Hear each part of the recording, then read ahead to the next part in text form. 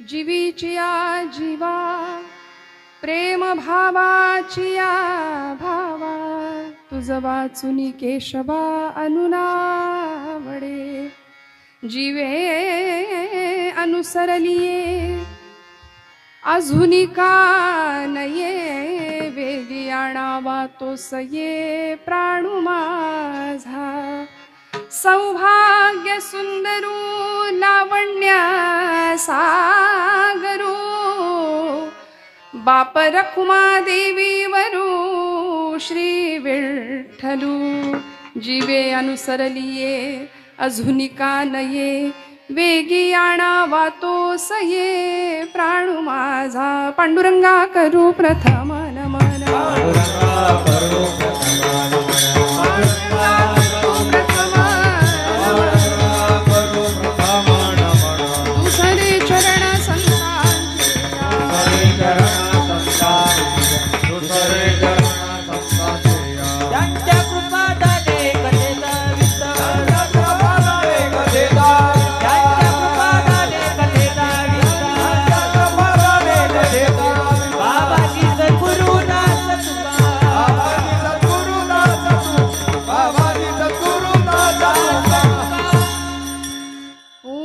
ज्ञानेश्वरा करुणाकरा दयाळा तुमचा अनुग्रह लाधलो पावन झालो चराचरी मस्तक हे पायावरी या वारकरी संतांच्या ब्रह्मानंदं परमसुखदं केवलं ज्ञानमूर्तिं द्वन्द्वातीतं गगनसदृशं तत्त्वमस्यादिलक्ष्यम् एकं नित्यं विमलमचलं सर्वधी साक्षिभूतं भावातीतं त्रिगुणरहितं सद्गुरुं तं नमामि समचरण सरोजं सान्द्रनीलाम्बुधाभं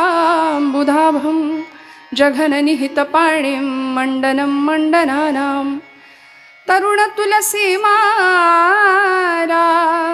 कन्धरं कञ्जनेत्रं सदयधवलहासं विठ्ठलं चिंतयामि सेवे लागी सेवक झालो सेवे लागी सेवक झालो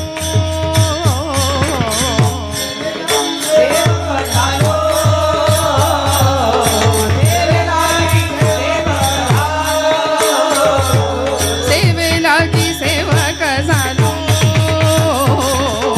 सेवे लागी सेवक झालो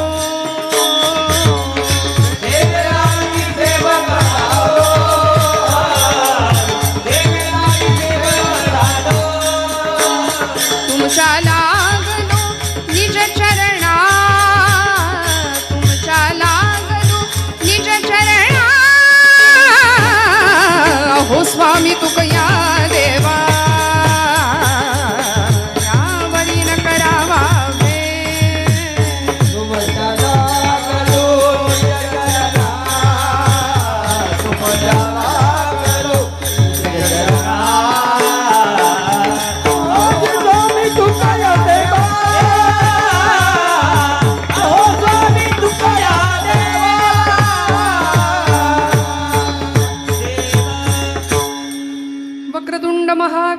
सूर्यकोटि समप्रभ निर्विघ्नं कुरु मे देव सर्वकार्येषु सर्वदा। लोकाभिरामं रणरंगधीरं राजीवनेत्रं रघुवंशनाथं कारुण्यरूपं करुणाकरन्तं श्रीरामचंद्रं शरणं प्रपद्ये।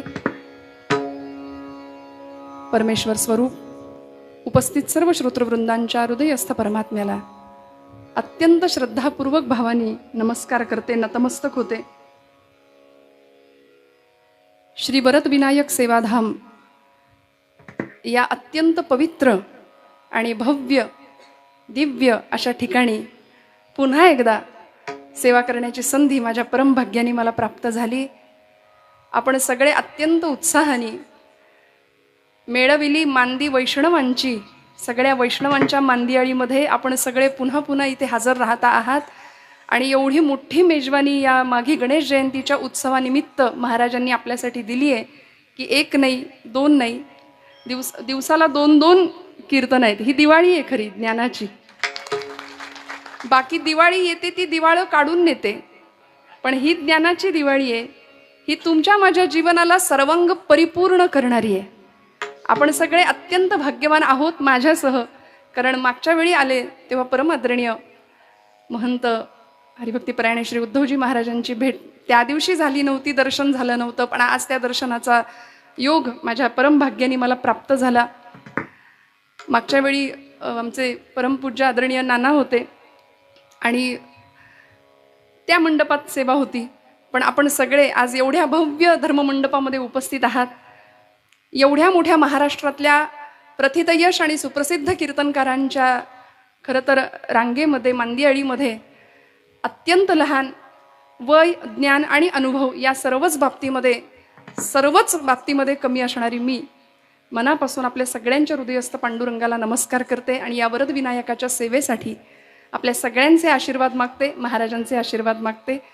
उत्तम गायक, वादक, गुणीजन, साथीदार मंडळी महाराज आहेत, सगळ्यांच्या नावाचा उल्लेख करणं मला शक्य नाही आहे। आमच्या विणेकरी महाराज, दोन्ही चोपदार मंडळी, अत्यंत संप्रदायाला वाहून घेणारी आपण सर्व मंडळी आहात याची मला परिपूर्णपणे जाणीव आहे। दुग्ध शर्करा योग असा की याच गावचे आमचे गुरुबंधू हरिभक्तीपरायण प्रभंजन भगत आज उपस्थित राहिले, साथीला उभे राहिले, त्यामुळे त्यांना मनापासून धन्यवाद। लोणी गावचे आपण सगळे ग्रामस्थ, श्रोत्यांमध्ये बहुश्रुत श्रोता आहे याची मला जाणीव आहे।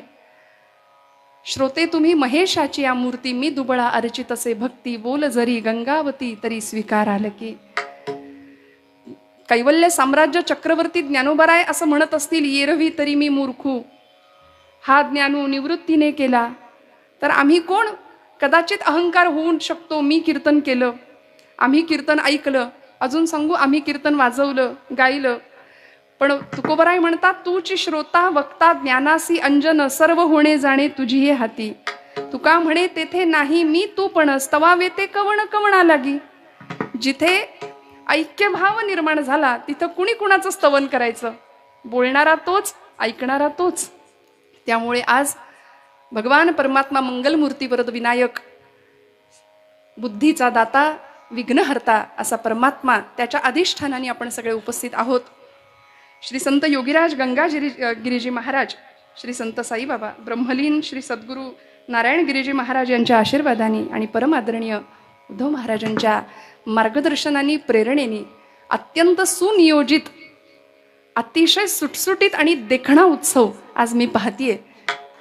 त्यामुळे आपल्या सगळ्यांच्या आशीर्वादाने यथामती यथाशक्ती ही सेवा वरद विनायकांच्या चरणी समर्पित करण्याचा प्रामाणिक प्रयत्न करते आणि सेवेला प्रारंभ करते। विठाल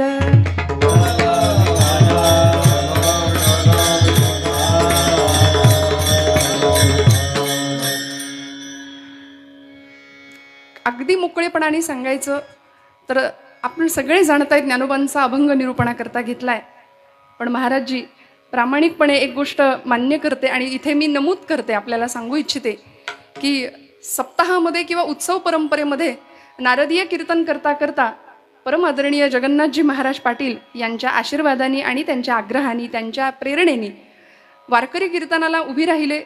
आपल्या सगळ्यांचे आशीर्वाद, प्रेम मिळवतीये, प्राप्त होत आहेत माझ्या परम भाग्याने।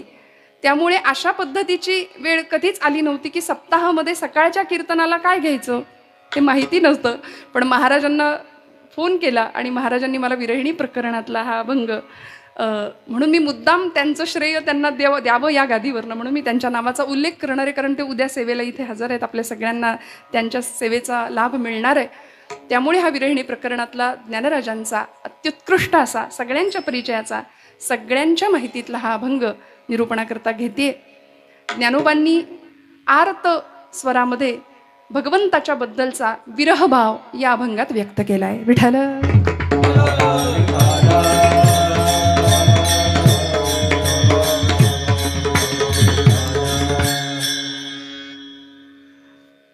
ज्यांचा आशीर्वाद मला मागच्याही वेळी प्राप्त झाला होता, आजही प्राप्त झाला, आजही त्यांच्याकडून विशेष सन्मान मिळाला, कौतुकाची थाप पाठीवर मिळाली, अशा सन्माननीय शालिनीताई पाटील इथे उपस्थित आहेत.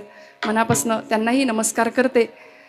आपण सर्व गुणीजन तुम्ही आम्ही खेळीमेळी गदारोळी आनंदे, हा आनंदाचा गदारोळ या उत्सवामध्ये उत्साहाने सहभागी आहात.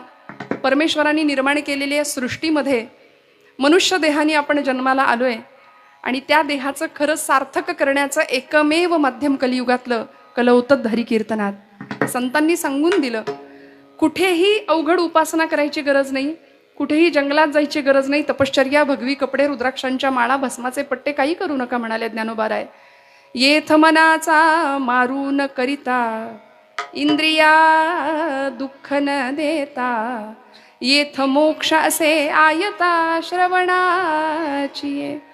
कुठेही मन मारायची गरज नाही. आणि हे ज्ञानोबा सांगतात की ज्यांनी अत्यंत अवघड उपासना केली आहे, निर्गुणाची उपासना केली, समाधी तत्वाचा स्पर्श प्राप्त करून घेतला आणि आम्हाला मात्र सोपं सुलभ साधन दिलं भक्तीचं. हरिमुखे म्हणा, हरिमुखे म्हणा, पुण्याची गणना कोण करी. प्रापंचिक माणसाची दया या संतांना आली, कारण सतत नैराश्य, सतत वैफल्य, चिंता, त्रास, मराठीत सांगायचं तर फ्रस्ट्रेशन, अखंड ग्रासलेला आहे, त्रस्त आहे माणूस. कुठल्याही प्रश्नांची समस्येची उत्तरं इथे मिळायला तयार नाहीत. मग आम्ही जातो कुठे?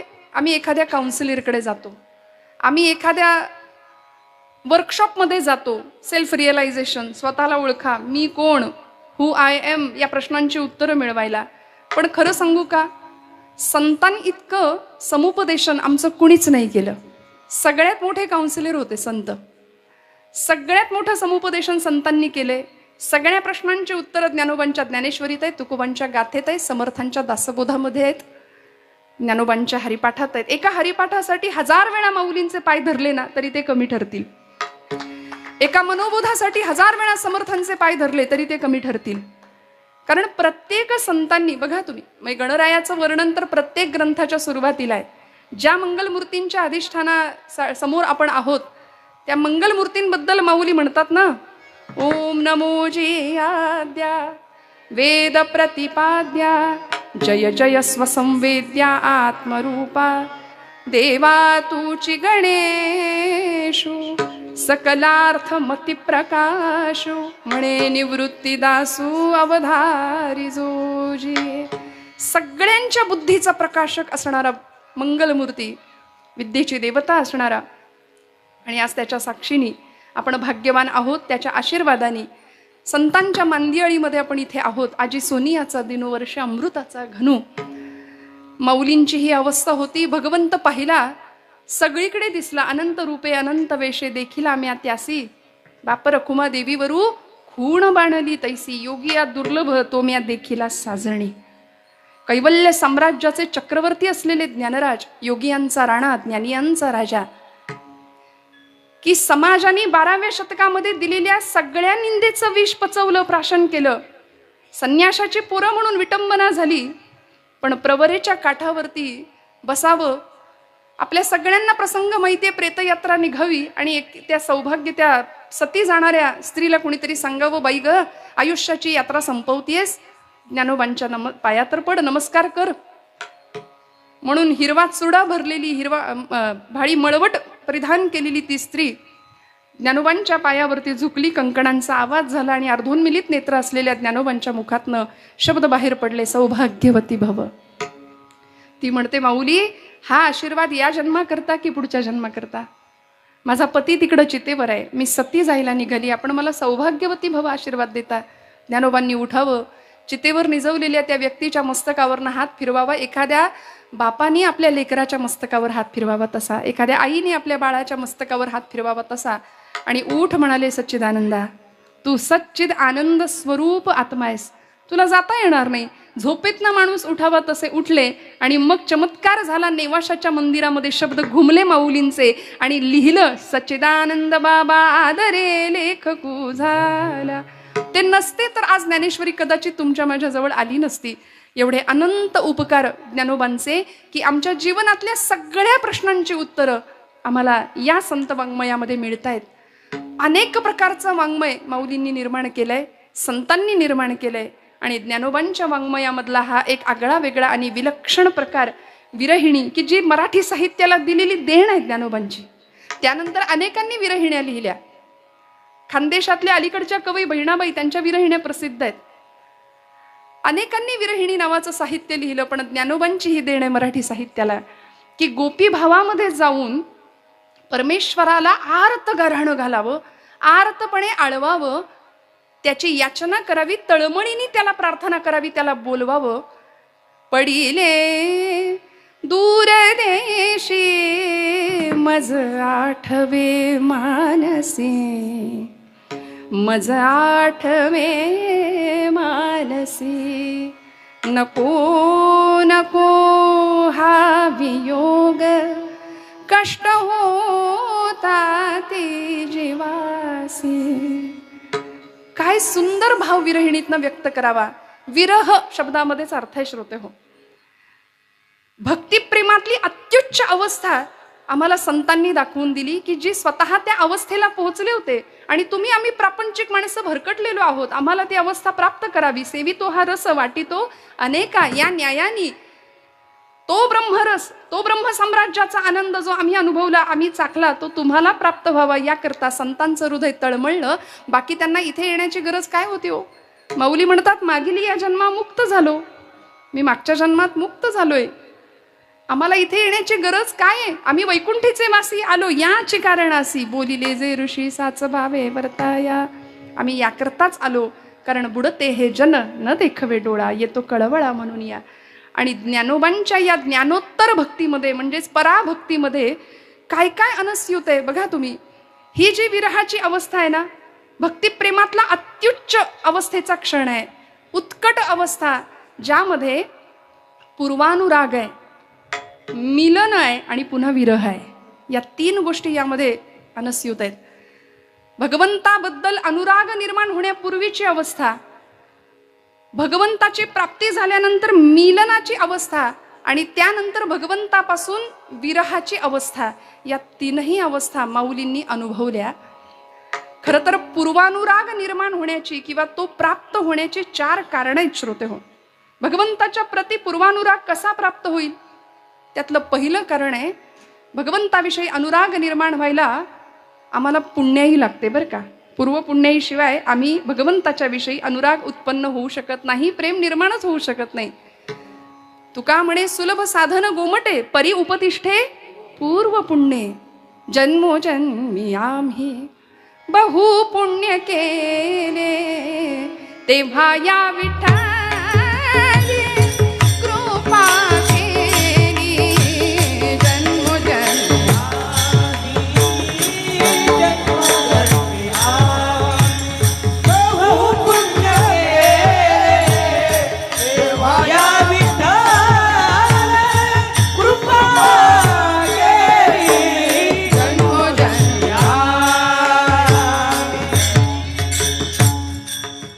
सुकृतांची जोडी, म्हणून विठ्ठली आवडी, सहस्र जन्मा वोळगी जे एक वेळ मुखासी यावं. अनंत जन्मोनी पुण्य होय, पुण्य होय, अनंत जन्मोनी पुण्य होय, पुण्य होय, अनंत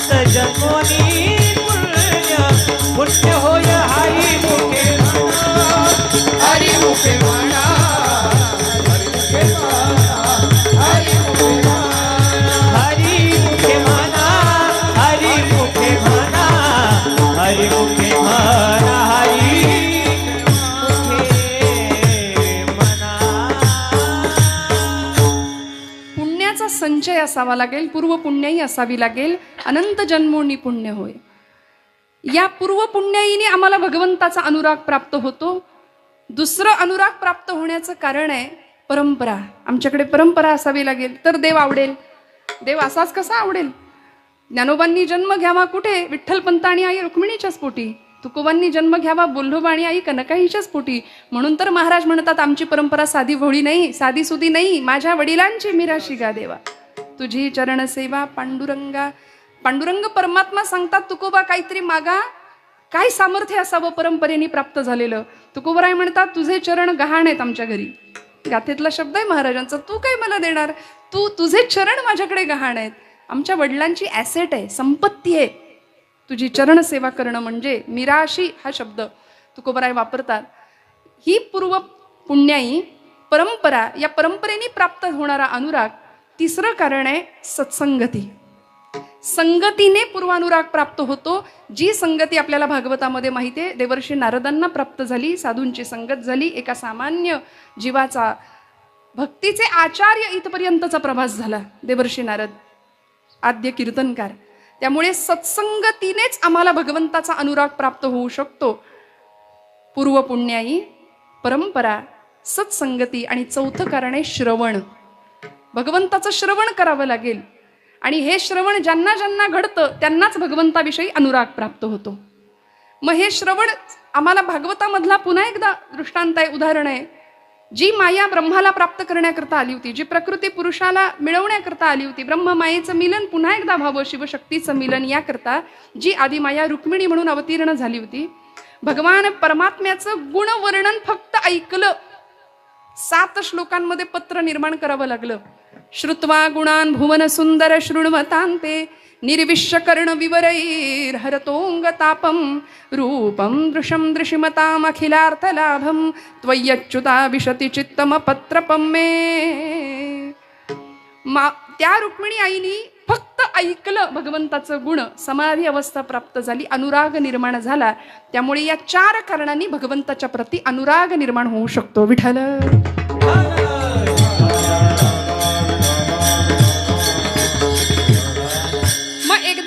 अनुराग निर्माण झाला, प्रेम निर्माण झालं की मग भगवंत येतो भेटायला. मग मिलनाची अवस्था आहे भक्तीमध्ये. आणि मग ती एकदा भगवंताची भेट झाली की त्यानंतरची उत्कट अवस्था भक्तीतली की जी सर्वोच्च आहे तिला विरह अवस्था म्हटलंय. तो वियोग.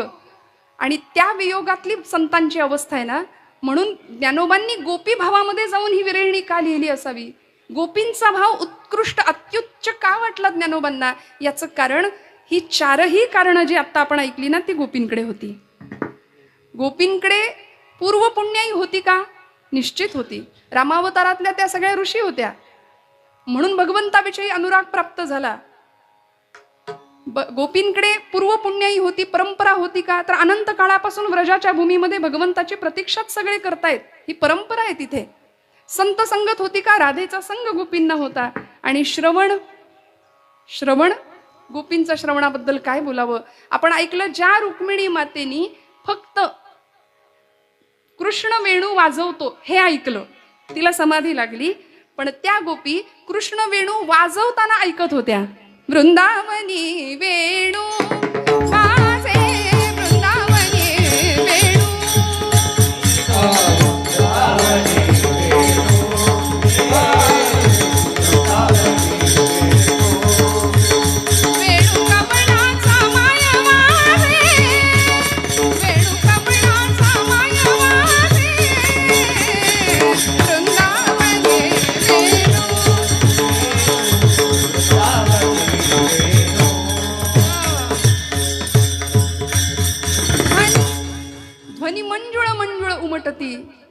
वाकी ऋण झुण वाजती. काय अवस्था आहे?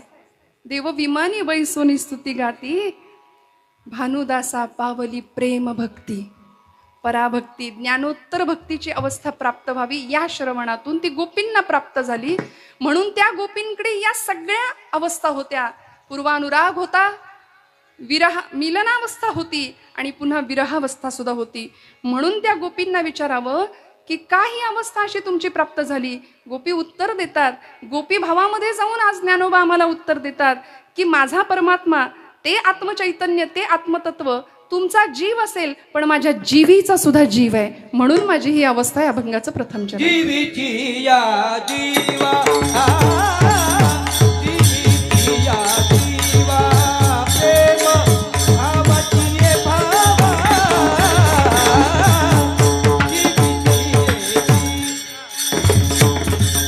जीविती या जीवा, जीविती या जीवा, प्रेम भावाची या जीविती या जीवीची या जीवीची या जीवीची या जीवा प्रेम भावाची ये भावा जीवीची या जीविती या जीवा, जीविती या जीवा, प्रेम भावाची या जीविती या जीवा. तुझवा सोनिकेचा अनुनाव देव तुझवा सोनिकेचा अनुनाव देव तुझवा सोनिकेचा अनुनाव दिवी अनुसरली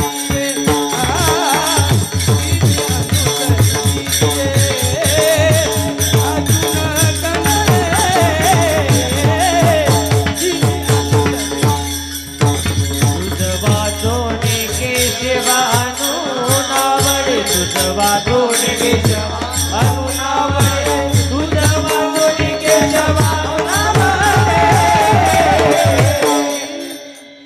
जीवे अनुसरली,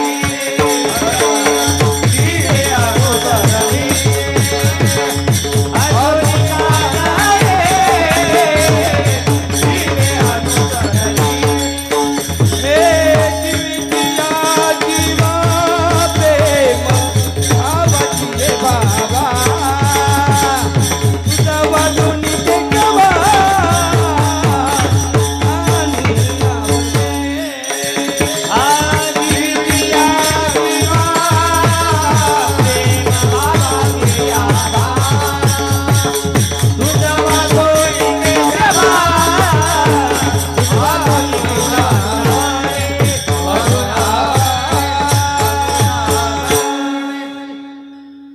जीवीची या जीवा प्रेम भावाची या भावा तुझ वाचुनी केशवा अनुनावडे. एकदा या सगळ्या मंडळींसाठी जोरदार टाळ्या वाजवा श्रोते हो. इतकी गोड साथ, जीव तोडून म्हणतात की नाही, जीवापासून गाणं, जीवापासून सेवा करणं, वरवर सेवा अशी नसावी. मग बऱ्याचदा 2 तासात 7 आहे की 7.5 आहे असा कधी कधी अनुभव येतो. त्यामुळे अत्यंत माझ्यापेक्षा सगळ्या बाबतीमध्ये आपण सगळी मंडळी आहात, पण गोड प्रमाण, गोड चाली, गोड सेवा, आणि म्हणून हे कीर्तन आहे. हा खेळ नो हे एकल्याचा, आपण सगळ्यांनी मिळून ही साथ देताय, म्हणून आपली ही सेवा मंगलमूर्तींच्या चरणावर जाणार आहे. महाराजांचं वा वा, मंगलमूर्तींचा प्रसाद आहे. जोरदार टाळ्या वाजवा. किती गोड, अतिशय नादब्रह्माची सेवा उत्तम आहे. मी कीर्तनामध्ये नेहमी बोलते, स्वरब्रह्म, शब्दब्रह्म आणि नादब्रह्म यांचा त्रिवेणी संगम जिथे होतो तेथे साक्षात परब्रह्म साकार होतं. त्यामुळे कर जोडूनी पायी ठेवी तसे माथा, तुका विनवी पंढरीनाथा, रंगी ओढवावी रंग कथा, पुरवी मनोरथा माय बापा. हे मागणं आहे तुकोबरायांचं, हे मागणं आहे संतांचं. आणि ही रंगकथा, ही रंगदेवता निर्माण व्हायला या सगळ्यांचा सक्रिय सहभाग लागतो. कुठेही आक्रमकता नको. आणि आज आपण सगळीकडे पाहतोय, या आक्रमकतेने 2 तास आपल्याला पुरतील की नाही असं वाटतं, कधी कधी होईल की नाही कीर्तन पूर्ण. पण आपल्या सगळ्यांचा सहभाग आणि माझा महिला वर्ग, मी या भागाकडे जास्त मला आपुलकी वाटते आपल्या सगळ्यांबद्दल. कारण आपण सगळ्या अशाच येऊन नाही बसला, घरचं सगळं करून आलात की नाही. म्हणजे बघा ना किती छान, सगळा प्रपंच उत्तम सांभाळून, रांधावाडा उष्टी काढा, सगळ्यांचं सगळं बघा, सगळ्यांची मनं धरा, सगळ्यांसाठी सगळं करा. एवढं करून कीर्तन ऐकायला या, कीर्तन करायला या. विठ्ठल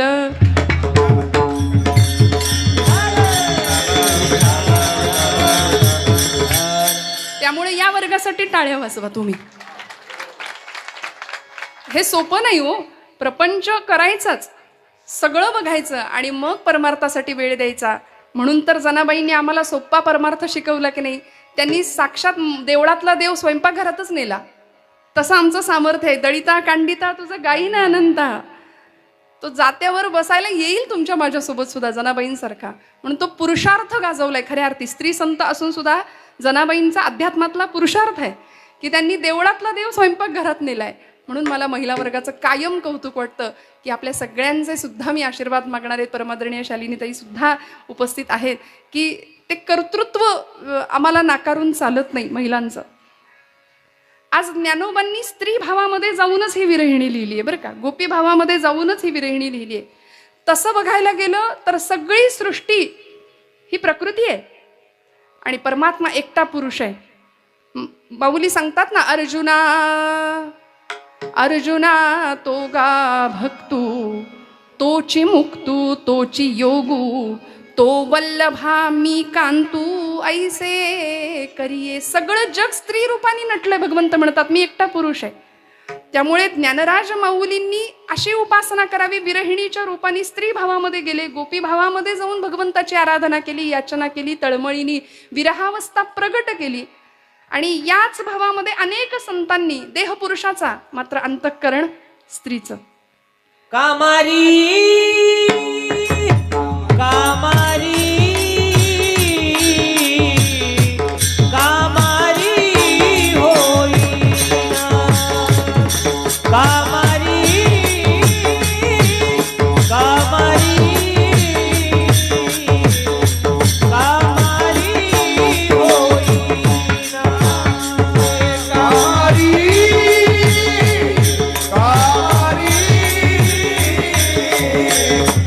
कामारी होईना.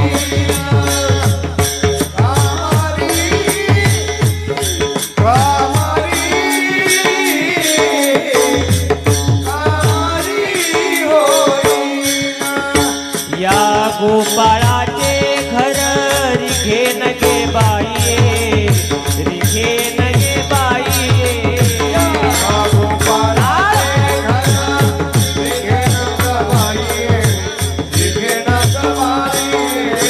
या गोपाळाचे घर रिघे नगे बाई रिघे नगे बाई गोपाळाचे घर रिघेन गबाई रिघेन गबाई. कामारी कामारी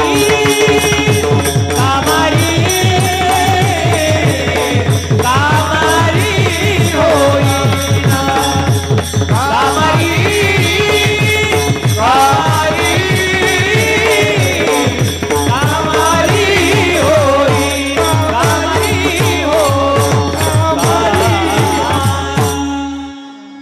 महाराजजी हा एक लाभ आहे की नवीन नवीन प्रमाण आम्हालाही मिळतात आणि आमचा अभ्यास वाढतो. विठ्ठल विठ्ठल.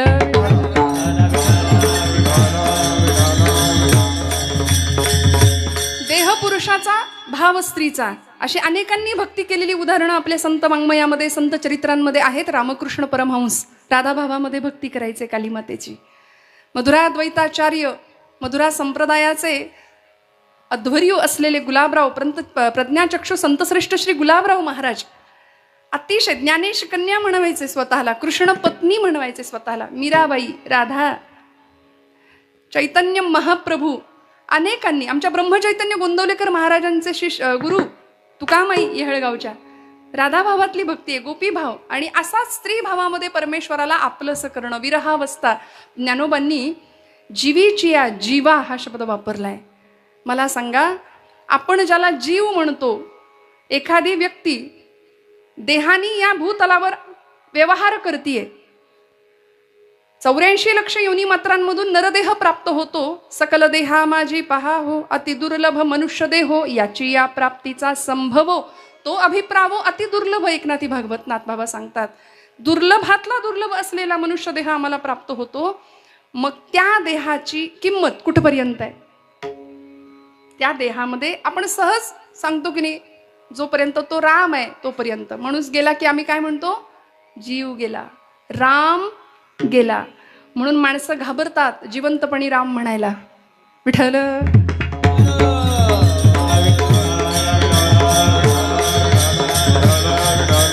पण आज आमचं आमचं भाग्य सुवर्णाक्षरांनी लिहून ठेवावं अशा इतिहासाचे आम्ही साक्षीदार आहोत. अयोध्येमध्ये प्रभू रामचंद्रांची प्राणप्रतिष्ठा झाली आहे. वसिष्ठांनी सांगितलं होतं रामो विग्रहवान धर्म. राम ही धर्माची मूर्ती आहे. तुकोबराय सांगतात धर्माची तू मूर्ती पाप पुण्य तुझे हाती मज सोडवी दातारा कर्मापासून दुस्तरा. राम हा साक्षात धर्म आहे, मूर्तिमंत धर्म आहे. आणि त्या धर्माला आज सिंहासनावर बसवलंय. आता काळजी करायची गरज नाही. मीरा रोडवर जे झालं ते पुन्हा होणार नाही याची शक्यता शाश्वती आपण बाळगणार आहोतच. ज्याच्या मुखात राम आहे, ज्याच्या मुखात कृष्ण आहे, ज्याच्या मुखात विठ्ठल आहे त्याला काहीच घाबरायची गरज नाही. पण दुर्दैव असं की अध्यात्माला जाणारा माणूस फार घाबरलाय सध्या. कॉन्फिडन्स आमच्याकडेच कमी आहे आणि समाजामध्ये नको ती कामं करणारी माणसं फुल कॉन्फिडन्सनी वावरतायत. नको एवढा आत्मविश्वास आहे त्यांच्याकडे. पण अध्यात्म आणि भारतभूमीचं काळीज आहे अध्यात्म म्हणजे. श्रोते हो, बघा तुम्ही आमच्या सगळ्या कर्मांचा, आमच्या सगळ्या शास्त्रांचा, आमच्या सगळ्या विचारांचा ओघ हा अध्यात्माच्या दिशेनेच जातो. म्हणून सनातन परंपरा आहे आमची, सनातन वैदिक हिंदू धर्म परंपरा. आणि त्या परंपरेचे आम्ही पायिक आहोत. त्या वाटेवरनं प्रवास केला माझ्या ज्ञानोबांनी, माझ्या तुकोबांनी, समर्थांनी, नामदेवांनी. आणि आम्ही त्या वाटेचे पायिक आहोत. याच्यासाठी आपल्या भाग्याचा कुणी हेवा करावा. इतकं भाग्य घेऊन आम्ही जन्माला आलोय हे निश्चित कायम लक्षात ठेवावं माणसांनी, बरं का. जीवीची या जीवा, प्रेम भावाची या भावा. त्या देहाची किंमत तोपर्यंतच आहे जोपर्यंत तो जीव आहे. त्याला कुणी प्राणशक्ती म्हणतं, कुणी आत्मशक्ती म्हणतं, कुणी चैतन्य शक्ती म्हणतं. आणि माणूस गेला की आपण म्हणतो राम गेला. लक्षात घेऊया, आहोत तोपर्यंत राम म्हणूया, नाहीतर लवकर तिकडे राम म्हणायची वेळ येईल. प्रतिश्वासम सविश्वासम रामम वद दिने दिने को विश्वास हा पुनश्वास हा आगमिष्यती मानवा.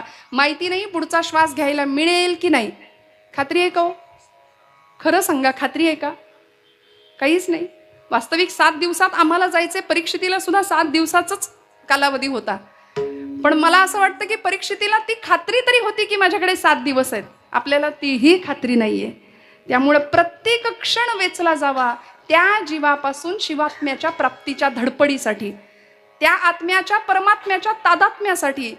आणि असं जीवशिव ऐक्य प्राप्त व्हावं याकरता तो जीव म्हणजे नेमका कोण आहे. माऊलींना त्याची ओळख पटली.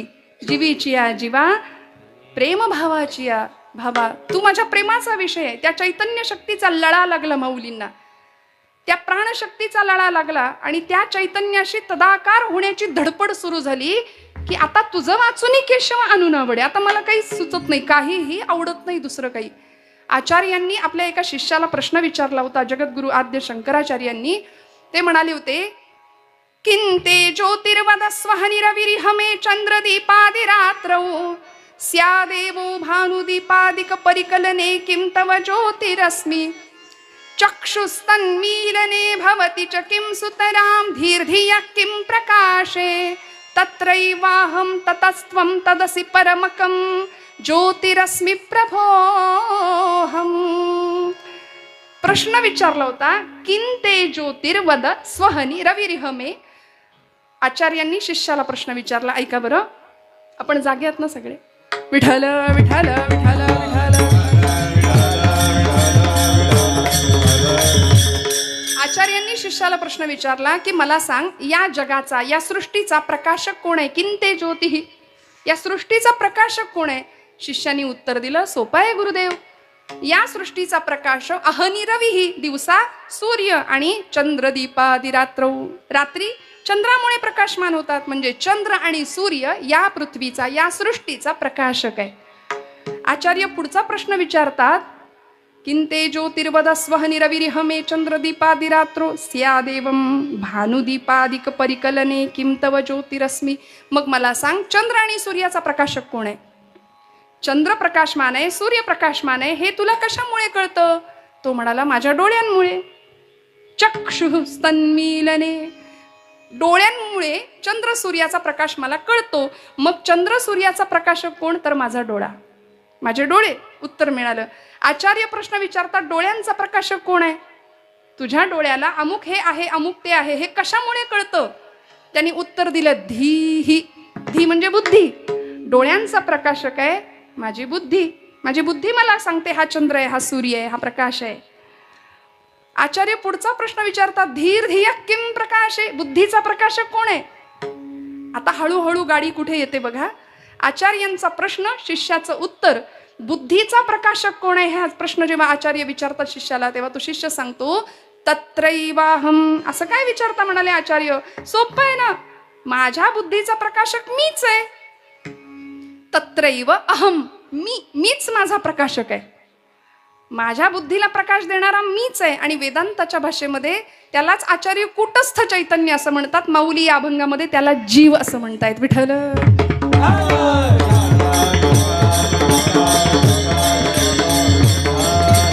त्यामुळे या जीवाचा, या चैतन्य शक्तीचा मला लळा लागलाय. मी कोण आहे याची मला जाणीव झाली. आणि ती जाणीव माऊली सांगतात, या हृदयामध्ये मी रामू, असता सर्व सुखांचा आरामू, परिभ्रांतासी कामू विषयावरी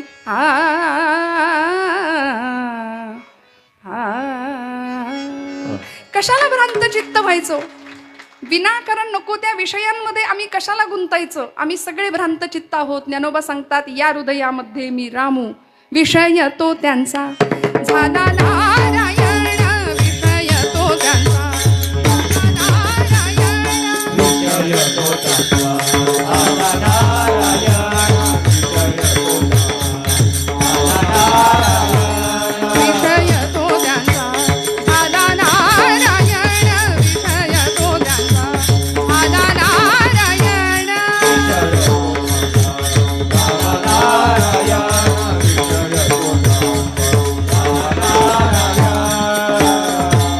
नावडी जनधन माता पिता, नावडी जनधन माता पिता, विषय तो त्यांचा झाला नारायण, विषय तो त्यांचा झाला नारायण. नावडी जनधन माता पिता, नावडी जनधन माता पिता, विषय तो त्यांचा झाला नारायण, विषय तो त्यांचा झाला नारायण.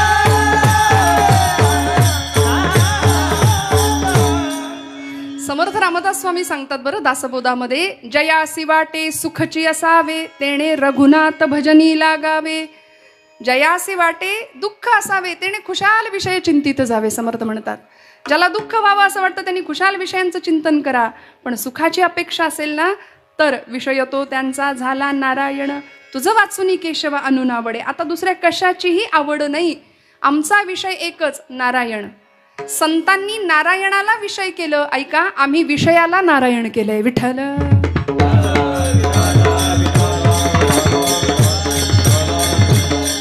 पंचभौतिक विषयांच्या मागे मनुष्य धावतोय आणि एखाद्या वेड्यासारखा आशेच्या मागे आम्ही धावतो ना. आश्चर्यकारक असलेली आशा नावाची शृंखला आम्हाला बंधनाला कारणीभूत ठरते आणि हे बंधन आम्हाला दुःखाला कारणीभूत ठरतं. म्हणून मनुष्य कायम गाऱ्हाणं गातो. बघा तुम्ही, कायम कळतो आम्ही आयुष्यभर, हे धड नाही, ते धड नाही, याच्यात काही नाही, त्याच्यात काही नाही. एखादा माणूस भेटला प्रापंचिक, काय कसं काय, बरं आहे का म्हणायचं, रडत खडत चाललंय, कसं तरी चाललंय म्हणायचं, बरंच म्हणायचं.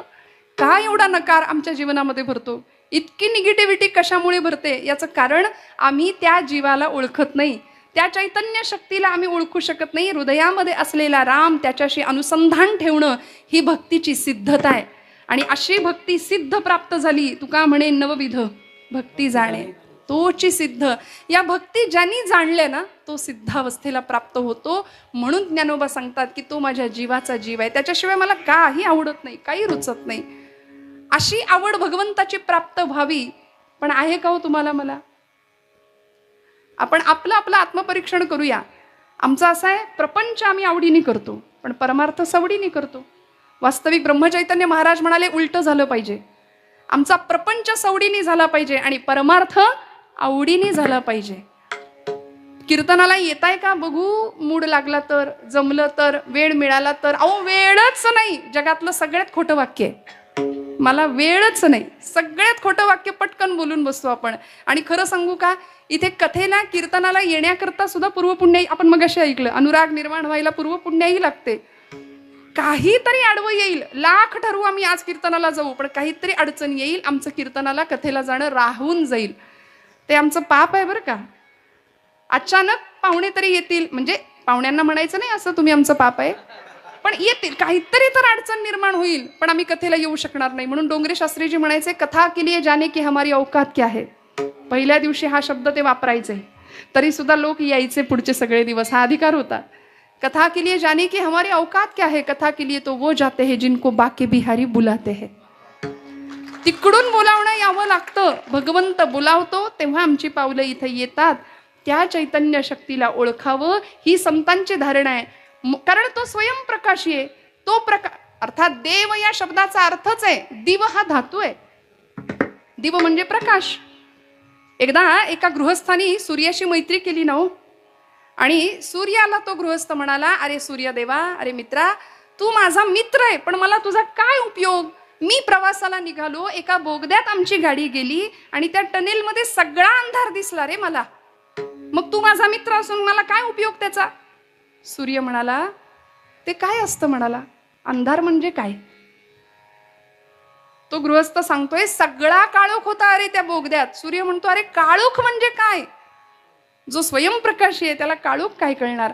तो गृहस्थ म्हणाला, मित्रा तुला माहिती नाही काळोख. चल म्हणले, मी दाखवतो तुला. काळोख बघायचंय, चल तुला घेऊन जातो. त्या सूर्याला घेऊन आला तो मित्र. कुठे आला. हा, बोगद्यात आला. सूर्य म्हणतोय, कुठे काळोख. तो गृहस्थ म्हणाला, अरे आत्ता होता काळोख, आत्ता होता, गेला कुठे. तू आलास आणि काळोख गेला. म्हणजे दीप घेऊन या धुंदीची अंधार, दीप घेऊन या धुंदीची अंधार, भेटे हा विचार अघटित, भेटे हा विचार अघटित.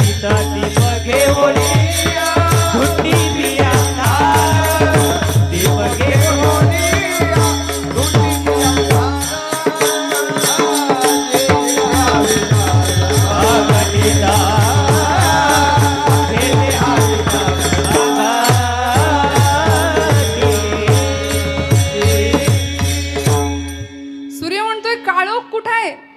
तो म्हणाला, अरे तू येण्याने प्रकाश आला त्यामुळे काळोख गेला. सूर्य म्हणतो, प्रकाश म्हणजे काय. जो स्वतः तेजपुंज आहे त्याला प्रकाश आणि काळोख याच्याशी काय फरक आहे हो.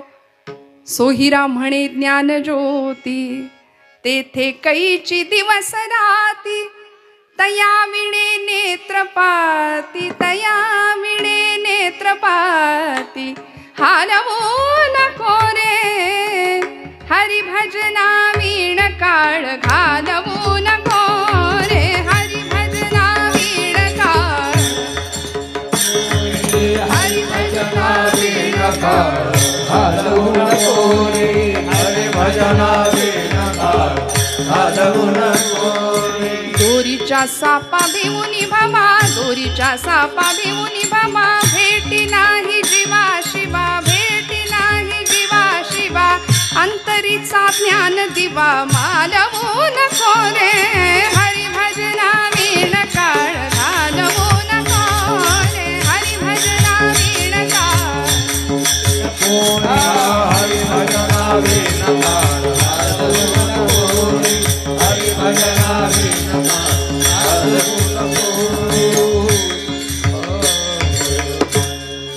सोहिरा म्हणे ज्ञान ज्योती, तेथे कैचे दिवस राहती, एकदा को तो स्वयंप्रकाश, ती आत्मज्योत जागृत झाली की मग कशाचीही गरज नाही. म्हणून तुझं वाचुनी केशवा अनु नावडे. आता काही नाही आवडत, पण असं आहे, गणपती उत्सव आला, नवरात्र उत्सव आला की देवाच्या आवडीकरता किती असतं आणि आपल्या आवडीकरता किती असतं याचा विचार प्रत्येकाने करावा हो. आम्ही आमच्याच आवडीकरता सगळं करतो. कार्यकर्त्यांना आरती ही बहुतांशी धडपाठ नसते, अशी दुर्दयनीय अवस्था आहे. गणपती समोर जाताना डोक्यावर शिरस्त्राण असावं हे सांगावं लागतं. व्यवस्थित भारतीय पोशाख परिधान करा हे सांगावं लागतं. बरमुड्यावर आरती चालेल म्हणतात पोरं आमची. काही बिघडत नाही. कपाळाला कुंकू नसलं काही बिघडत नाही. केस बांधलेले नसले काही बिघडत नाही. कुठेच धर्मशिक्षण घरात दिलं जात नाही. धर्मशास्त्राचं आचरण केलं जात नाही. परिणामी येणाऱ्या संकटांना आम्हाला सामोरं जावं लागतंय आणि आजूबाजूला सगळा अंधकार निर्माण करायला आम्ही कारणीभूत ठरू बरं का. येथ वडील जे जे करीती तया नाम धर्म ठेवीती.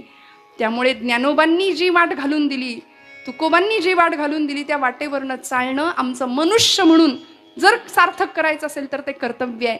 आम्हाला आवड भक्ती प्रेमाची असली पाहिजे. ज्ञानोत्तर भक्ती, पराभक्ती या सगळ्या माध्यमातून ज्ञानोबांनी परमेश्वराला आपलंसं केलंय.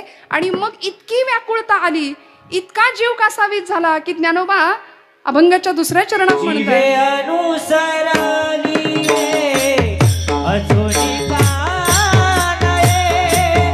जीवे अनुसरली अजूनी का नये.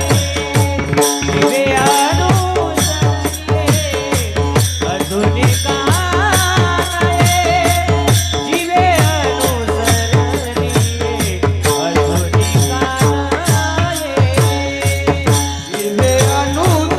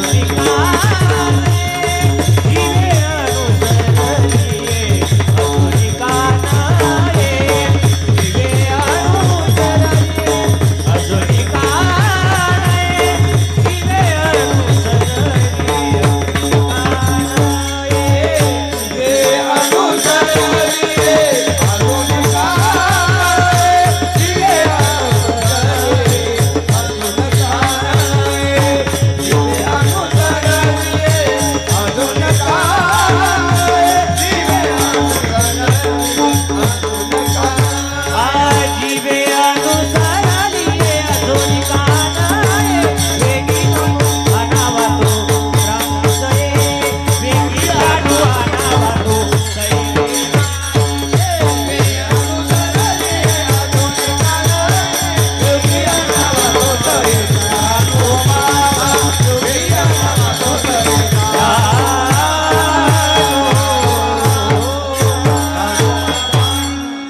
जीवे अनुसरली अजून अजूनी का नये. मी एवढ्या अर्थतेने माझ्या भगवंतांच्या विरहामध्ये व्याकुळ झालोय. विरहिणी आहे ना, काय व्यक्त करते विरहिणी. मी एवढी व्याकुळ झाली, आर्ततेने भगवंताला बोलावते. अजून का नये जीवे अनुसरलिये, वेगी आणावा तो सये प्राणू माझा. आपल्या सख्यांना ती विरहिणी सांगते की बाई ग, लवकर त्याला घेऊन या म्हणाले. मला आता चैन नाही पडत. कासावीस होऊन गेला. विरह अवस्था भक्तीतली उत्कट अवस्था. आपण कधी अशा विरहावस्थेत गेलोय का हो? खरं सांगा बघा बरं, आठवून बघा. आम्ही आमच्या आप्तेष्टांचा विरह फार व्यक्त करतो. प्रपंचासाठी आम्ही फार रडतो. आमच्याच मुलासाठी, आमच्याच मुलाबाळांसाठी, लेकराबाळांसाठी, नातेवाईकांसाठी. आम्ही म्हणतो नातेवाईक हे नात्यातले असतात. नात्यातली माणसं नात्यातली. नाती गोती, जी गोत्यात आणतात तीच नाती बहुतेक. म्हणून तर असा प्रचार रूढ झालाय की काय. त्यांच्यासाठी आम्ही आसव गाळू, त्यांच्यासाठी आम्ही अडकून बसू आणि विरह व्यक्त करू. पण भगवंतासाठी कुणी विरह केलाय का हो? माऊलींनी केला. वेगी आणावा तो सई. आता चैन नाही पडत. भगवंताला बघितल्याशिवाय या जीवाला शांतता मिळणार नाही. असा विरह सर्वोच्च भक्तीच्या अधिकारी असलेल्या गोकुळातल्या गोपींनी व्यक्त केला होता. म्हणून नारद भक्ती सूत्रात त्या प्रेमाची व्याख्या करताना सांगतात, यथा व्रज गोपिकानाम. त्या गोपींच्या प्रमाणे आमची भक्ती असावी. अनिर्वचनीयम प्रेम स्वरूपा, अमृत स्वरूपाच्या कितीतरी व्याख्या केल्या प्रेमाच्या भक्तिशास्त्राच्या. की हे प्रेम कसं आहे? गुणरहितम कामनारहितम प्रतिक्षाण वर्धमानम अविच्छिन्नम सूक्ष्मतरम अनुभव रूपम. अनेक प्रकारच्या व्याख्या देवर्षी करतात. बरं, ही सिद्धता प्राप्त झाल्यानंतर भक्ताची अवस्था काय होते? यल्लब्ध्वा पुमान् सिद्धो भवति तृप्तो भवति अमृतो भवति यत् प्राप्य न किंचित वांछति न शोचति न द्वेष्टी नोत्साही भवति. काहीही कशाचीही गरज नाही लागत आम्हाला. भगवंतांनी भगवद्गीतेमध्ये मराठी भाषेला दिलेला शब्द स्थितप्रज्ञ, स्थिर बुद्धी, समत्व आम्ही ठेवू शकतो चित्ताचं. आम्हाला कशाचीही गरज नाही, बस भगवंत समोर आला पाहिजे. निर्गुणाचं अधिष्ठान, निर्गुणाची उपासना करणाऱ्या ज्ञानोबाराय आज भगवंताचा सगुण विग्रह पाहायला विरहिणी रूपामध्ये व्याकुळ झाल्यात, कासावीस झाल्यात आणि त्याकरता गोपी भावामध्ये जातात. का हो गोपींचं प्रेम श्रेष्ठ आहे आपण सगळे जाणता.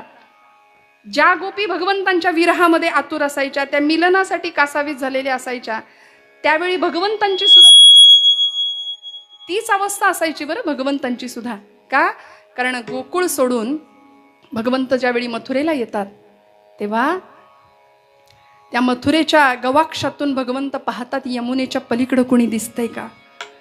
गोकुळातली एखादी गाय, एखादं हंबरणारं वासरू, एखादी गाय, एखादी गवळण मला दिसेल का म्हणून भगवंत वाट पाहतायत. आणि भगवंतांचा भाऊ, प्रिय प्राणप्रिय असलेला सखा, रूप आणि गुण अगदी त्यांच्यासारखेच असलेला उद्धव, भगवंतांचा सखा, उद्धवजींनी या भगवंतांच्या जवळ जावं आणि भगवंतांना पाहावं. ज्ञानी भक्त होते हो, ज्ञानी भक्त होते. विचारावं, भगवंता का रडताय आपण? डोळ्यात पाणी? अरे तू परब्रह्म साक्षात आणि तू रडतोस.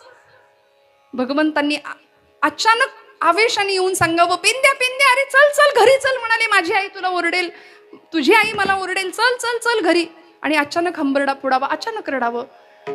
उद्धवजींना आश्चर्य वाटावं, बघावं की देवा परब्रह्म तू साक्षात, तूच तुझी ओळख दिलीये. जाणे अजमी अजर अक्षमी अक्षर अपूर्व मी अपार स्वानंद मी. असा आहेस ना तू? तू अजय आहेस, अजर आहे, अक्षर आहे. माऊलींनी सांगितलं हा भगवंताचं हे तुझं रूप आहे, ही आयडेंटिटी आहे तुझी. आणि अशा अवस्थेत तू रडतोस, शोभत नाही तुला रडणं. भगवंत म्हणतात हीच वेळ आहे आता. ज्ञानी भक्ताला ज्ञानोत्तर भक्ती सांगणं, पराभक्तीची शिकवण देण्याची हीच वेळ आहे म्हणून पाठवलं. जा म्हणाले आणि सांग गोपींना, सांग तुझ्या मनात जे जे ज्ञान आहे, सांग त्यांना की अरे वेड्यासारखा का रडताय, समजून घ्या, ज्ञान करून घ्या. ते परब्रह्म आहे, तो कृष्ण तुमचा कुणी नाही, तुम्ही त्याला आपलं म्हणू नका. ते साक्षात परब्रह्म आहे, निर्गुण निराकार. जाशील, स्वतःचा पोशाख परिधान करायला दिला. उद्धवजी गेले, गोकुळामध्ये प्रवेश केला आणि आल्या आल्या गोकुळच्या त्या व्रजाच्या भूमीचा कण कण कृष्ण कृष्ण जय कृष्ण कृष्ण जय कृष्ण कृष्ण जय कृष्ण कृष्ण जय कृष्ण कृष्ण जय कृष्ण कृष्ण जय कृष्ण कृष्ण जय कृष्ण कृष्ण जय कृष्ण कृष्ण. हा कृष्ण कृष्ण जय कृष्ण कृष्ण जय कृष्ण कृष्ण जय कृष्ण. बोला कृष्ण कृष्ण जय कृष्ण कृष्ण जय कृष्ण कृष्ण जय कृष्ण कृष्ण जय. ज्या भूमीचा कण कण कृष्ण स्वरूपामध्ये रममाण होते सगळेजण, भूमीतल्या कणाकणातून कृष्ण कृष्ण कृष्ण कृष्ण ध्वनी यावा. उद्धवजी समोरे जातायत. नंदबाबांना बघावं, जरा जर्जर कृश झालेली काया.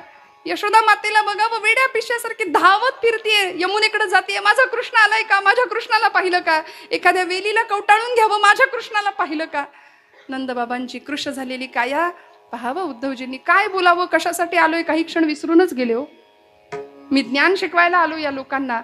पण जवळ गेले आणि सांगितलं की अरे नंदबाबा, यशोदा माता, कशासाठी तुम्ही माझं माझं करताय त्याला? तो तुमचा कोणीही नाहीये. लक्षात घ्या, तुम्ही ज्याला तुमचा पुत्र समजताय तो तुमचा पुत्र नाही, ते साक्षात परब्रह्म आहे.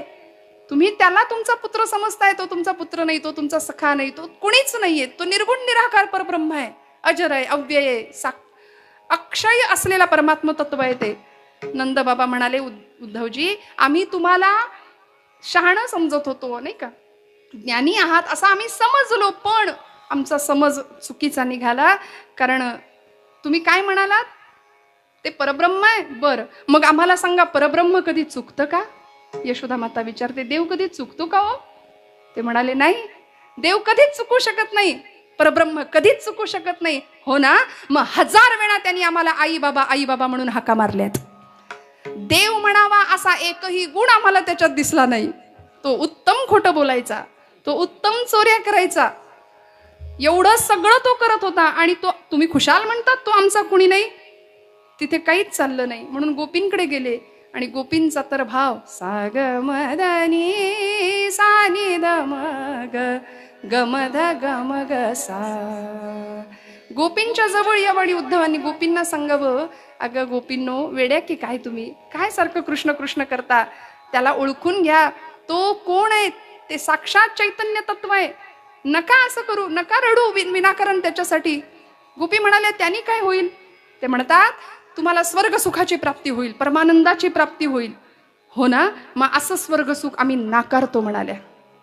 ही अवस्था आहे. म्हणून यथाव्रज गोपिका नाम. काय विरह भाव आहे, काय विरहिणीची अवस्था आहे. गोपी सांगतात, श्याम तन श्याम मन श्याम ही हमारो धन. दिन दिन धक धक तू ना कत्तिन धक धक दीना, दिन दिन धक धक तू ना कत्तिन धक. श्याम तन श्याम मन श्याम ही हमारो मन, श्याम तन श्याम मन श्याम ही हमारो धन. आठों याम धोजी हमें श्याम से ही काम है. श्याम तन श्याम मन श्याम ही हमारो धन, श्याम तन श्याम मन श्याम ही हमारो धन. श्याम गति श्याम मति श्याम ही है प्राणपति. श्याम गति श्याम मति श्याम ही है प्राणपति. अंधे के सिला करी आधार श्याम नाम है. श्याम मन श्याम तन श्याम ही हमारो धन. उधोजी तुम भय बोरे पाती लेकर आए दोरे.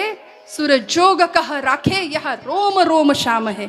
आता इतकं भरलंय अंतःकरण रोम रोम की आता कृष्ण नाही म्हणायला सुद्धा जागा शिल्लक नाही. इतकं आम्ही भगवंत स्वरूप झालो, बस त्याला फक्त एवढं सांगा की आम्ही आनंदात आहोत. ही विरहातली अवस्था आहे. त्याच्याशिवाय व्याकुळणारा जीव. गोपी सांगतात की असा भगवंत अजून काय येत नाही. माऊलींनी हा भाव व्यक्त करावा की तो भगवंत मला कधी भेटेल. श्रोते हो, इतकी वाट तर तुम्हाला मला बघायला कधी जमली आहे का? मला खरं सांगा, आपण नैवेद्य समर्पित करतो भगवंताला, पण देव जेवत नाही म्हणून आपण कधी रडलोय का? परमार्थातला उत्तम टप्पा आहे उपासनेचा. प्रतीक्षा, वाट बघावी लागेल. पहिला टप्पा आहे प्रयत्न, दुसरा टप्पा आहे प्रतीक्षा, तिसरा टप्पा आहे प्रार्थना, आणि चौथा टप्पा आहे प्रसाद. विठ्ठल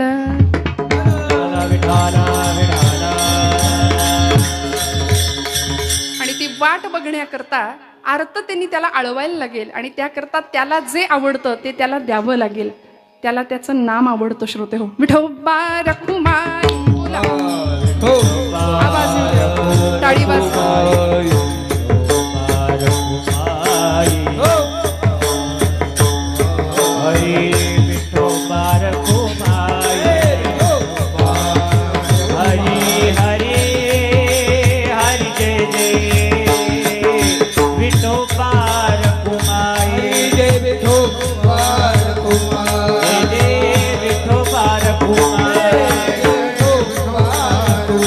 बोला बोला, टाळी वाजवा, टाळी वाजवा, भजन करा.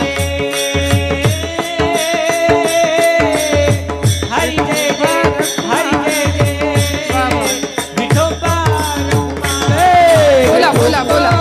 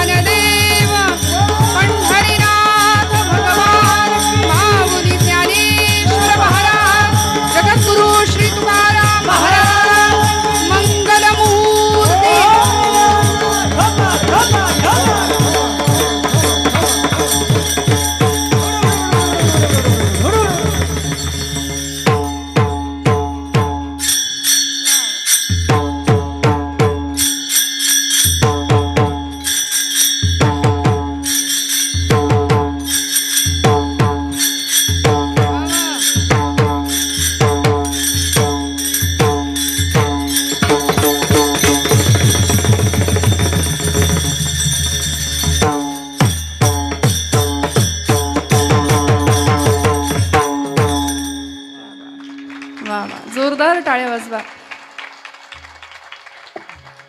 हा आनंद फक्त कीर्तनात प्राप्त होऊ शकतो बरं का श्रोते हो. बाकी आनंद मिळवण्याच्या जागा आमच्या दृष्टीने अनेक असल्या तरी परमानंद मोक्ष सुख ते फक्त या धर्ममंडपात प्राप्त होऊ शकतं. म्हणून तर संतांनी आवर्जून वेळोवेळी सांगितलं, ब्रह्मीभूत काया होतसे कीर्तनी भाग्य तरी ऋणी. एखाद्या समाधी सुखाचा अनुभव घेणाऱ्या भक्ताला विचारावं कसं आहे समाधीचं सुख. ते म्हणतात समाधीचे सुख सांडा ओवाळुनी ऐसा या कीर्तनी ब्रह्मरस. आणि या ब्रह्मरसाचं पान करायला तुम्हाला आम्हाला या काळात मिळतंय याच्यासारखं भाग्य नाही श्रोते हो. आज माऊलींच्या या विरहिणीसाठी माऊलींनी विरहभाव व्यक्त केला भगवंताच्या प्रतीचा. जीवीची या जीवा प्रेम भावाची या भावा तुझ वाचुनी केशवा अनुनावडे. जीवे अनुसरलिये अजूनी का नये वेगी आणावा तो सये प्राणू माझा. इतकी आर्तता भक्तीतली इतकी उत्कटता. मी मगाशी ज्यांचं नाव घेतलं असे प्रज्ञाचक्षु संतश्रेष्ठ श्री गुलाबराव महाराज यांनी असं भाकीत वर्तवलं वारकरी संप्रदायाविषयी. ते म्हणाले वारकरी संप्रदाय हा विश्वपंथ होणार आहे भविष्यात. एवढं महान भाकीत वक्तव्य त्या एका महात्म्याने की ज्यांनी ज्ञानोत्तर भक्तीचा डिंडीम भूतलावर पिटावा याकरताच अवतार होता. म्हणून आज कारंजा मंडपामध्ये आळंदीला गुलाबराव महाराजांचं फोटो आहे, चित्र आहे, ध्यान आहे त्यांचं. स्वतःला ज्ञानेश कन्या म्हणून घ्यायचे. स्त्री भावामध्ये जाऊन कात्यायनी व्रताची पूजा करायचे कृष्णाला पती स्वरूपामध्ये मिळवण्याकरता. इतकी सुंदर भक्तीची अवस्था गुलाबराव महाराजांची होती. किती आर्तता, किती संवेदना एकरूप झालेल्या असतील ज्ञानोबांच्या. आपण सगळे तो प्रसंग जाणता. एक दृष्टांत सांगून मी पुढे जाणार आहे. ल.रा. पांगारकर नावाचे मुमुक्षू नावाच्या मासिकाचे संपादक होते. जुन्या लोकांना ते नाव माहिती आहे. गुलाबराव महाराजांची प्रवचनं होती. प्रज्ञाचक्षु गुलाबराव महाराजांची प्रवचनं आळंदीच्या आजोळ घरामध्ये चालू आहेत माऊलींच्या. आणि माऊलींच्या अभिषेकाचा प्रसंग ल.रा. पांगारकरांच्या वरती सेवा मिळाली आहे. षोडशोपचार विधी सुरू झाले, छान गंधलेपन सुरू झालं आणि पांगारकरांचे अष्टसात्विक भाव दाटून आले. डोळ्यातनं घळघळ अश्रुधारा वाहत आहेत. पांगारकर छान एखादा वडील किंवा एखादी आई आपल्या लेकराला नाहू मकू घालते ना, तशा भावानी छान समाधीवरून हात फिरवत होते. डोळ्यातनं धारा वाहत होत्या. आणि त्याच वेळी आजोळ घरात गुलाबराव महाराजांची प्रवचनं चालू असताना गुलाबराव महाराजांचा आवाज पांगारकरांच्या कानावर येतो. आणि तो आवाज असा घुमतो की पांगारकर थोडं जपून करा, माझ्या ज्ञानोबांना तुमच्या हातातली अंगठी टोचतीये. तेवढी अंगठी काढून ठेवता येईल का? हे बोलण्याच्या पातळीवर सोपं आहे, हे ऐकण्याच्या पातळीवर फारच सोपं आहे. पण हे अनुभवायच्या पातळीवर काय संवेदना एकरूप झाल्या असतील. जिला आपण आपली आई म्हणतो त्या आईशी काय संवेदना एकरूप झाल्या असतील गुलाबराव महाराजांच्या, आपण कल्पना करू शकता. पांगारकर ढसढसा रडायला लागले. म्हणाले की माझ्या सुद्धा कर्णेंद्रियांना श्राव्य नसलेला ध्वनी तिकडे लांब प्रवचनाला बसलेल्या गुलाबराव महाराजांना ऐकू जातो. माझ्या हातातली अंगठी ज्ञानोबांना टोचत असेल हे मला का नाही कळलं? मी सुद्धा त्याच भावाने षोडशोपचार विधी करतोय, स्नान घालतोय माऊलींना, पण मला का नाही हे लक्षात आलं? याचाच अर्थ तदाकार वृत्ती, तादात्म्य पावलेली जीवशिव ऐक्य या पदाला पोहोचलेली ही मंडळी. म्हणून भगवंत सुद्धा म्हणतो तेषाम सतत युक्तानाम 10व्या अध्यायामध्ये भजताम प्रीतिपूर्वकम. जो मला प्रीतीने भजणारे त्याचा बुद्धियोग मी स्थिर ठेवतो. ददामी बुद्धियोगंतम येन मामुपयांती ते. त्याला जीवशिव ऐक्याचा आत्मसाक्षात्कार घडवून देण्याची जबाबदारी मी घेतो. एवढं सगळं भगवंत करायला तयार आहे. मग आम्ही कुठे कमी पडतोय याचा विचार आपल्या प्रत्येकाच्या पातळीवर आपण जाऊन केला पाहिजे की नाही. प्रपंच आहेच आहे, प्रपंच करायचाच आहे, पण आम्ही तुकोबरायांचं एकच वचन लक्षात ठेवतो, जोडून या धन उत्तम व्यवहारे. त्याच्या पुढचं विसरून जातो. उदास विचारे वेच करी. आता उदास म्हटलं की आमचा काही पुढारलेला समाज, संतांनी समाजाला निष्क्रियता शिकवली, कर्तृत्व शून्यता शिकवली. उदास या शब्दाचा अर्थ आम्ही असा घेतो, पण नाही हो. देहाबद्दलची उदासीनता, निष्कामतेकडून सकामतेकडून निष्कामतेकडे, निर्गुणात सगुणातून निर्गुणाकडे आणि ज्ञानोत्तर भक्तीकडून पराभक्तीकडे असा प्रवास प्रत्येक जीवाचा व्हावा ही ज्ञानोबांची धडपड आहे. आणि अशी धडपड करता करता भगवंताला बघण्याकरता व्याकुळ झालेला जीव अचानक भगवंत जेव्हा समोर येतो त्यावेळी काय अवस्था होते हो. अवचिता परिमळू, माऊलींचे शब्द अवचित येतो. झुळकला आळू माळू मग मला असं वाटलं, मी म्हणे गोपाळू आला गे माये अवचिता परिमळू झुळकला अवचिता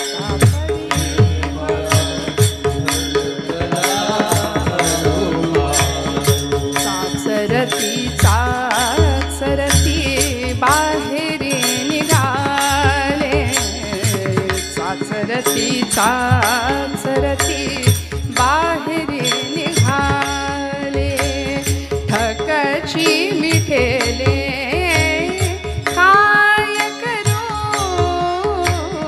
अवचिता परिमळू झुळकला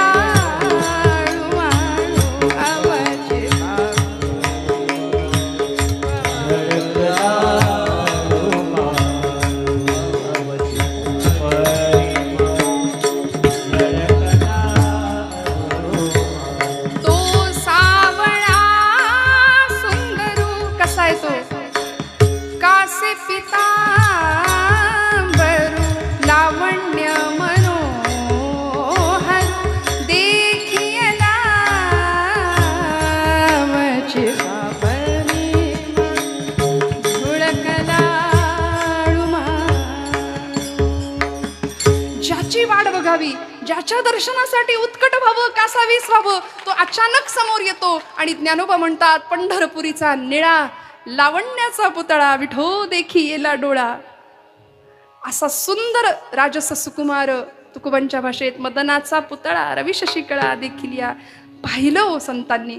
त्यांच्याकरता तो आला, त्यांच्याकरता कासावीस झाला. आपल्याला भागवतामध्येच आलेल्या एका गोष्टीचा उल्लेख आपल्या सगळ्यांना माहिती आहे. भगवंताला बरं नाही वाटलं तर ज्या गोपींनी स्वर्ग नरकाचा विचार न करता त्या भगवंतांना सर्वांगाला लावायला पायी धूळ द्यावी, ते गोपींचं प्रेम आहे भगवंताच्या वरतं.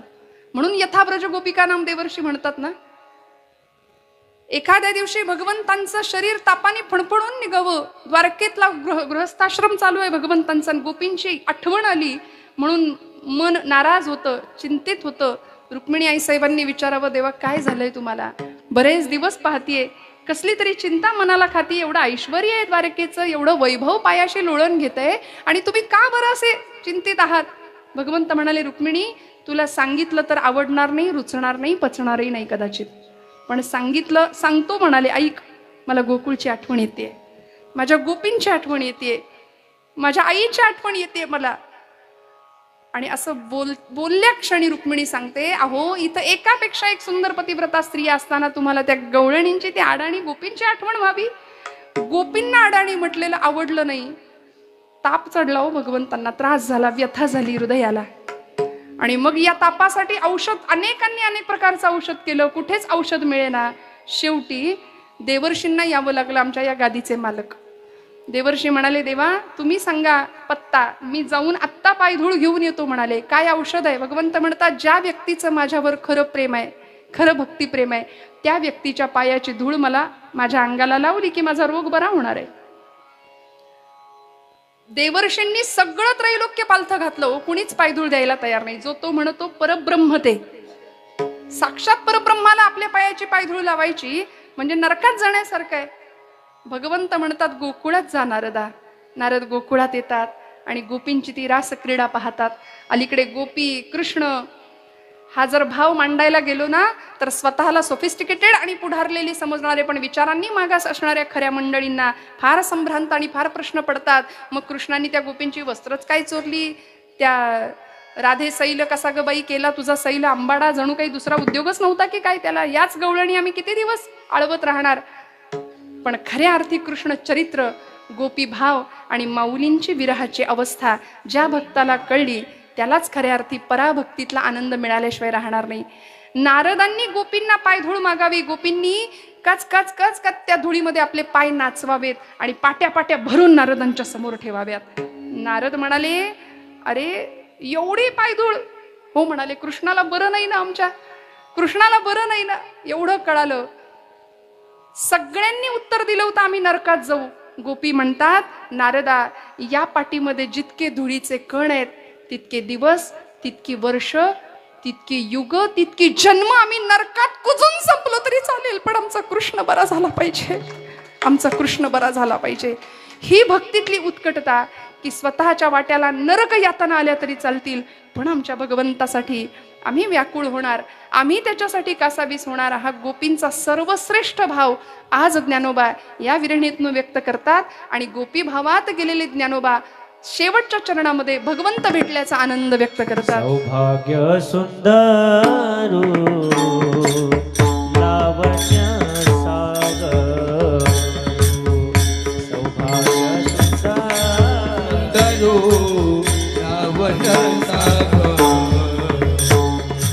बापर कुमादेवी वरो श्री विठ्ठल, बापर कुमादेवी वरो श्री विठ्ठल, श्री विठ्ठल जीवे अनुसरले अजुनी कानाई, जीवे अनुसरले अजुनी कानाई.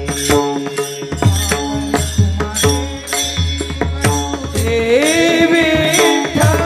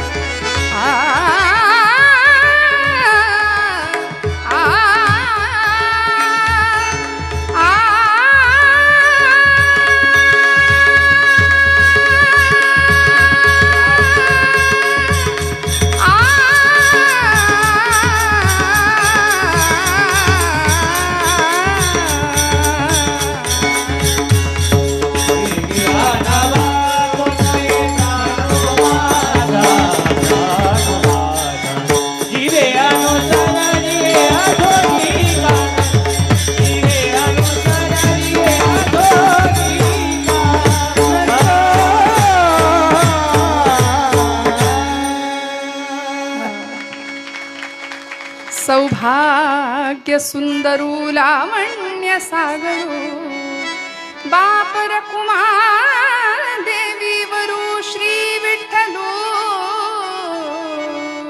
जीवे अनुसरलिये अजूनी का नये. तो सौभाग्य सुंदरू खऱ्या अर्थी भाग्य आणि सौभाग्य. श्रोते हो, आम्ही प्रपंचात आहोत आणि प्रपंचात असून आम्ही परमार्थी आहोत. हे सौभाग्य आहे तुमचं माझं. आणि असं सौभाग्य कायम राहिलं पाहिजे, जे नाथांना मिळालं होतं. प्रपंच आणि परमार्थ दोन्ही साधलं ना. प्रपंच सोडा असं कुणीच नाही सांगितलं. प्रपंच करावा नेटका, फाटका तुटका प्रपंच संतांना सुद्धा मान्य नव्हता हो. उत्तम प्रपंच साधून उत्तम परमार्थ आम्ही करू शकतो. फक्त जीवनाकडे बघण्याचा सकारात्मक दृष्टिकोन, उत्तम नीतियुक्त आचरण आणि आज काळाची गरज असलेलं मर्यादेतलं जीवन. आज आम्ही आजूबाजूला पाहतो, मर्यादेपलीकडचं जीवन आजूबाजूला आम्हाला दिसतंय. अन्याय, अत्याचार, अनाचार, नैराश्य, वैफल्य, त्रास, त्रागा, वैताग सगळ्या समाजामध्ये, कुटुंबामध्ये सध्या हेच आहे की नाही. आजूबाजूला बघा, कुणीच सुखी नाही. प्रत्येक जण एकमेकाला म्हणतो तुमचं काय बरं आहे, तुमचं काय बरं आहे बाबा, तुमचं काय, आपलं काय. मग अशा परिस्थितीमध्ये एक दोन गोष्टी फक्त सांगून जाईन. अंतःकरणाची शुद्धता आणि नीतियुक्त आचरण. या दोन गोष्टी जर तुमच्या माझ्याकडे असतील, एक शुद्ध अंतःकरण आणि आचरण नीतियुक्त, तर माझ्यावर विश्वास ठेवा. मी हात जोडून सांगते, परमेश्वर काटा सुद्धा टोचू न देण्याची जबाबदारी घेतो. इतकं भगवंत आम्हाला सांभाळतो. योगक्षेमम वहाम्यहम त्याचं ब्रीद आहे. मग कशाला काळजी करायची. आज रामप्रभूंच्या प्रतिष्ठापनेनंतर या देशातल्या, समाजातल्या प्रत्येक युवकांनी असा एक संकल्प करावा. प्रत्येकाच्या हातामध्ये जग आहे मोबाईलच्या रूपाने. सगळी माहिती तिथे आहे. वेड लागलं, ॲडिक्ट झालो आम्ही, त्या व्यसनाच्या आहारी गेलो. म्हणजे लहान मुलांना आम्ही दोष देतो तीच नाही, तर आमच्या माता भगिनी सुद्धा रोज दूध उतू जातं की नाही, खरं सांगा, चॅटिंग करताना आहे की नाही. हो, सगळ्यांच्या बाबतीत हे आहे. पण मला असं वाटतं एखादी गोष्ट थोडी बाजूला ठेवूया. माझ्या तरुण भावंडांना मी सांगू इच्छिते की हे सगळं बाजूला ठेवून, हा बंद करून टाकत, सगळं बाजूला ठेवून थोडंसं रामचरित्राचं आता गायन वाचन करायला सुरुवात करूया. कारण या देशाने चारित्र्याची पूजा केली आहे. श्रोते हो, रावणासारखा भक्त नव्हता, पण त्यांनी चारित्र्याची पूजा नाही केली, चरित्र नाही सांभाळलं. या परंपरेने त्याला राक्षस ठरवून रिकामी झाली. पण राम मर्यादा पुरुषोत्तम, नीतीचं आचरण, आदर्शांचं पालन करणारा असं एक आदर्श भगवंतांचं रूप तुमच्या माझ्या समोर असावं. बस मंगलमूर्तींच्या अधिष्ठानासमोर ही सेवा आपल्या सगळ्यांच्या आशीर्वादाने मंगलमूर्तींच्या चरणावर सुपूर्त करते. बोलत असताना काही वेडं गेलं असेल तर मोठ्या अंतःकरणाने क्षमा करा. परम आदरणीय उद्धवजी महाराज मंडलिक, खरं तर त्यांच्या महाराजांच्या समोर आम्ही काय कीर्तन करणार, पण तरी सुद्धा वेडे वाकुडे गायीनं परी तुझाच म्हणविनं. महाराजांचा अधिकार मोठा आहे, आपण सगळे जाणता. त्यांच्या आशीर्वादाची फक्त मी याचना करणार आहे. भरभरून आशीर्वाद या लेकीच्या पाठीवर त्यांनी द्यावेत एवढी याचना करते. आपण सगळी सर्व मंडळी बहुश्रुत आहात, जाणकार आहात, सगळ्यांच्या चरणी कृतज्ञतापूर्वक वंदन करते. या इकडच्या भागात सेवा असली की मला कायम अगदी वडिलांच्या नात्याने सांभाळणारे आमचे रहाणे काका, मनापासनं त्यांना नमस्कार करते, काकूंना नमस्कार करते. आमच्या प्रभंजन दादांच्या सोबत भगत काका काकू आलेत, मनापासून त्यांनाही नमस्कार करते. सर्व गुणीजन गायक वादक, प्रसाद दादा असतील, विणेकरी, चोपदार, सर्व गायक वादक, टाळकरी, उत्तम अशी ध्वनी व्यवस्था सांभाळणारे आमचे दादा, मनापासून सगळ्यांच्या कृतज्ञतेत राहते. पुन्हा एकदा काही चुकलं असेल तर मोठ्या मनाने क्षमा मागते. मोठ्या मनाने चूक पदरात घ्या. झालेली सेवा भगवंताच्या चरणावर समर्पित करते आणि सेवेला विराम देते. ज्ञानेश्वरा